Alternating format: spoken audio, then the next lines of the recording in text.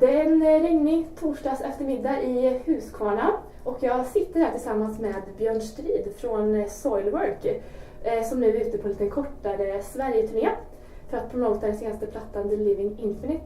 Och ja, hallå Björn, hur känns det att vara tillbaka på hemmaplan? Jättebra faktiskt, det känns fantastiskt bra eftersom vi har precis varit ute och gjort Mexico City och vi har gjort Kina och vi har gjort Australien. Nu känns det bra att vara hemma och slippa flyga framförallt. Alltså. Och hur har spelningarna i Sverige gått hittills? Ni har hunnit köra i bland annat Örebro och Norrköping. Hur har det gått? Det har varit jättebra. Vi har kört även Stockholm och Göteborg då också. Sen hann vi med en sväng till Oslo. Så det har gått jättebra. Och framförallt då kul att göra lite sådana här spelningar. Huskvarna och Norrköping har jag aldrig varit innan. Och inte Örebro. Så att alltså framförallt har det varit trevligt att spela lite, man säger, andra städer. Normalt sett brukar det ju vara Malmö, Göteborg, Stockholm, men nu har vi även kört som idag Huskvarna och Örebro har vi inte varit innan. Inte Norrköping heller, så jag tycker det är trevligt att köra lite andra ställen. Och sen är det är en hel Europa-turné, utan det är ju inte bara Sverige, utan det är bara det att vi har börjat där så att säga. Nej, det känns bra att vara hemma och slippa flyga. Så. Men apropå Sverige och sådär, vårt avlånga land förknippas ju inte enbart med hårdrock och så, även fika. Och faktum är, vi sitter ju här och tog in på mina hembakta kanelbullar i en väldigt fin dödskalleform. Tycker du inte det? Ja, det har jag inte ens märkt. Sådär. Så vad tycker du om bullen? Bullen var fantastisk. Ja, du ser, jag har redan varit på den. Ja. Nej, det har gjort fantastiskt bra jobb. Ja. Det var länge sedan jag käkade en kanelsnacka faktiskt. Tror det eller ej, men ja. Jag hoppas det smakar i alla fall. Absolut, ja. Tack. Men i USA, där de inte är så bekanta kanske med fika, men ni inledde eran European Infinite-turné där. Vad var några av dina personliga höjdpunkter från den turnén? Oj, höjdpunkterna. Framförallt så gjorde vi en förbannad massa spelningar. Vi gjorde ju 55 spelningar på 57 dagar i USA. 2 dagar ledigt på 9 veckor. Så det var mycket att bita i. Tack och lov var det den första turnén för nya plattan då. Innan dess hade vi vilat ganska mycket så att vi klarade det ganska bra. Men det är ett enda en stor dimma, håller jag på att säga. Tänka efter. Alltså New York är alltid liksom en höjdare att spela i. Och sen så spelar man i sådana konstiga städer i Texas. Vi hade 9 spelningar bara i Texas.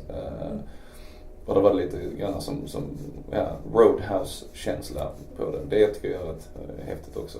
Även om det inte är så mycket folk där ibland om man spelar typ såhär Beaumont, Texas eller Tyler, Texas. Så är det ändå rätt så spännande fortfarande. Det är fortfarande spännande att spela i USA, en konstig övning. Men det är speciellt. Hur kändes responsen när ni körde låtar från den senaste plattan? Det har varit fantastiskt bra. Du menar samma turné där antar jag? Ja, det var absolut jättebra. Det har funkat väldigt bra framför de här låtarna live. För det vet man aldrig riktigt liksom, hur det kommer att funka live. Liksom. Men jag tycker det har funkat fantastiskt bra. Väldigt varierat material också liksom, så att det blir lite mer intressant show och lite mer dynamik. Så. Ja, det är ju en hel del material att välja från den senaste med 20 låtar. Och jag hade läst från tidigare intervjuer med dig att ni hade väldigt mycket material. Dels för att du ville ge de andra medlemmarna lite utrymme att uttrycka sig och lyfta fram deras talanger och så. Var det någon särskild bandmedlem som överraskade dig? Jag har ju tjatat länge på Flink att han ska skriva lite texter, för jag vet att han är bra på det. Han kan också skriva låtar. Men jag vet att han sitter och skriver mycket hemma så här texter och han har svårt för att kanske visa det för andra så här, liksom. Men jag tyckte nu jäklar liksom. Och han har skrivit lite text på nya plattan också, så det var en överraskning. Och även Dirk skrev ju en låt, jag visste inte ens att han kunde spela gitarr liksom. Så att sen fick ju David förfina den lite så att säga, men gjorde ett fantastiskt jobb. Så jag är väldigt imponerad av alla medlemmar. Alla har ju varit liksom inblandade liksom. Så att, och det är inte alltid det funkar liksom, men det gjorde det i Soilworks fall. Hur har de andra bandmedlemmarna påverkat soundet av den nya plattan? Ja, man har ju alla lite olika stilar. Sven är lite mer så här, vad ska man säga, suggestiv i sitt skriveri. Både, alltså man säger med riff och så vidare, väldigt så här malande grejer, men det är ganska så sköna passager så, och just när man ska göra en dubbelplatta är det nog viktigt med dynamik. Och han gör fantastiska grejer liksom, och kanske skriver också lite grann ur en keyboardist synvinkel liksom, och bygger upp det runt det och så vidare. Och jag kanske lite mer så här direkt möjligtvis, men fortfarande ganska så här tekniskt. Och sen så då David har mycket så här vemod i sina låtar och så här melodier med mycket vemod. Det är någonting som vi vill ha tillbaka också, som vi känner att vi har saknat lite grann de senaste åren, eftersom vi hade det ganska mycket i början. Men ni har ju som sagt en hel del låtar på den senaste plattan. Och att ni har mycket utrymme att uttrycka er på. Just vad är det som du personligen uttrycker i The Living Infinite? Du menar textmässigt eller ja? Textmässigt. Ja. Alltså man kan väl säga att det är en form av tema på hela plattan är ju existentiella frågor som vi alla har och säkert funderar på ganska så mycket, och jag har spenderat väldigt mycket tid, kanske lite väl mycket tid, för att man i slutändan mår man inte sådär jäkla bra över att fundera för mycket, va. Så att det har det här temat, genomgående temat, liksom existentiella frågor och om liksom parallella universum, och tänk om livet är en projektion och massa sådana här grejer. Och någonstans vill jag det lite grann så här lämna det bakom mig, för jag har spenderat så förbannat mycket tid på det.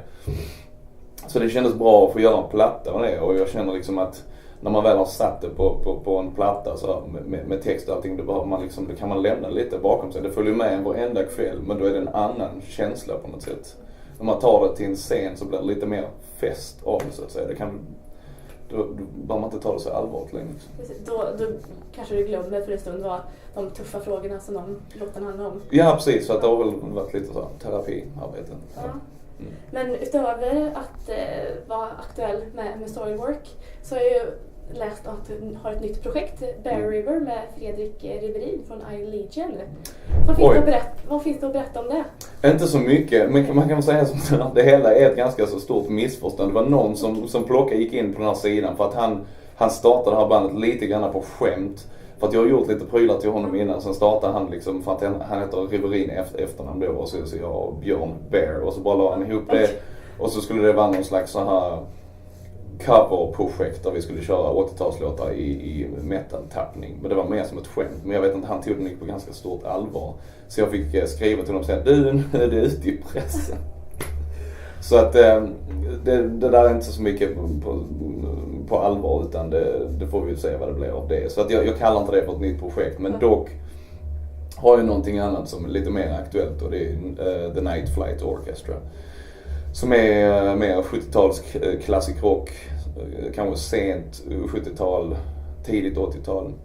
Som jag har tillsammans med David från Soilwork och Charlie D'Angelo från Arch Enemy och Spiritual Beggars. Och vi har släppt en platta och blivit bekräftade för Sweden Rock nästa år, och ska spela in andra plattan efter nyår. Okej, spännande. Och utöver spelning på Sweden Rock, har ni några andra inplanerade spelningar med det projektet? Inte än så länge, för det är så förbannat svårt att synka det liksom med Soilwork också, eftersom vi antagligen kommer göra en sån ganska så intensiv festivalsommar nästa år också. Så. Men förhoppningsvis kan vi få in några spelningar till. Alltså jag tycker det är skitkul att göra det också, som är lite annat uttryck live också, så att säga. Det låter som ett väldigt spännande projekt. Har det varit att arbeta med de musikerna? Fantastiskt. Alltså jag har känt David ganska länge då. Han kom ju med i bandet som vad säger, fullvärdig medlem, vad blev det? 2 år sedan kanske. Och men jag har känt honom sedan 2006, och vi har ju en gemensam kärlek för sent 70-tal, mycket Journey, mycket Boston, och sen så är det en hel del mycket, man säger Steely Dan, Fleetwood Mac, hela den biten också. Så att det är jättekul att skriva låtar med honom, både i Soilwork och i Night Flight Orchestra. Och sen så då Charlie D'Angelo, basisten då, som har sån fingertoppskänsla i sitt basspel och låtskriveri också, och vet precis vad han ska göra. Det är fantastiskt att spela med sådana musiker. Sen vill jag också gärna nämna då att vi har Rickard Larsson på klaviatur som spelar med Jay Smith också. Sen så har vi ju en trummis som är barndomsvän med David, som är en fantastisk trummis också. Västgöta Bonham som vi kallar honom. Fantastiskt. Ja, men sagt, på Sweden Rock ska jag till nästa år, så ska jag definitivt spana in det där. Och jag tänkte knyta ihop säcken lite här. Vi börjar ju att prata lite om Sverige, fika och sådär. Ja. Så jag undrar, vilken hårdrocksmusiker skulle du vilja ha en fikastund med? Det kan vara död eller levande. Oj. Behöver inte vara svensk heller. Nej, och det måste vara hårdrocksmusiker. Helst, kommer du inte på någon så kan nej, men jag ska fundera. Det är klart att det finns... Jag har redan fikat med Rob Halford, det tyckte jag var fantastiskt trevligt. Sen ändå de gick igenom. Men någon annan... Yngwie Malmsteen. Jag måste säga det. Alltså. Varför då? Nej, jag vet inte. Jag vill liksom nysta upp myten lite grann. Eller vet så, man har ju läst böckerna. Alltså, Anders Tegnells bok och sen har han kommit ut med sin egen också. Men det, på något sätt hade det varit trevligt att bara sitta ner så här, med honom i egen hög person och liksom småprata lite. Vilka typ av frågor skulle du vilja ställa honom? Oj.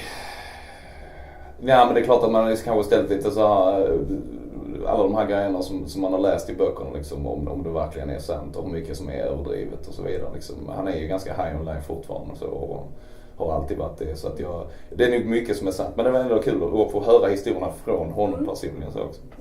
Ja, jag skulle inte heller tacka nej till en fikastund med Yngwie Malmsteen. Nej. Men låt säga att hypotetiskt sett du sitter där med Yngwie. Vilket album skulle vara det perfekta soundtracket till den här fikastunden?